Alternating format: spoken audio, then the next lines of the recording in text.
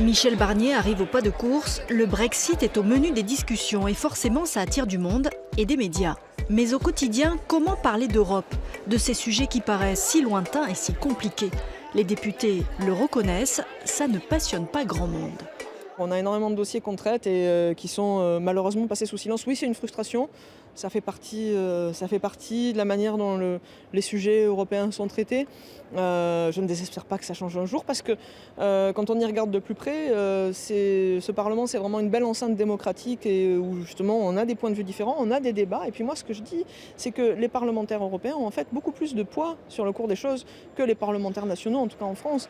Alors, pour expliquer aux citoyens ce que l'Europe fait de bien ou de mal pour eux, les députés ont trouvé un truc, la Voxbox. Sitôt les votes terminés, ils se précipitent sur les plateaux médias du Parlement. Exemple, avec la loi sur les droits d'auteur, hop, Éric Andrieux se transforme en présentateur minute. Je me félicite de l'adoption de ce texte historique. Notre message a toujours été clair.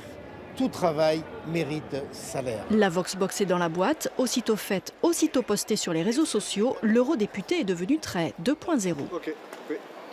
Je pense que c'est important d'en informer au plus tôt l'ensemble des citoyens qui suivent nos travaux. C'est-à-dire on rend compte de nos travaux et lorsqu'il y a des votes aussi forts que celui-ci, c'est important d'utiliser tous nos supports et de le faire dans l'instant quasiment, donc aux sorties de l'Assemblée plénière. Mais les nouvelles technologies ne font pas tout, car le message est souvent inaudible dans une Europe décriée où les sceptiques sont de plus en plus nombreux. Alors, selon Franck Proust, il faut faire plus de pédagogie. En parler davantage et ne pas en parler qu'en situation de crise. Regardez, si je prends le dernier quinquennat, on a beaucoup parlé de l'Europe avec les crises financières en Grèce, la crise liée au terrorisme, la crise des migrants.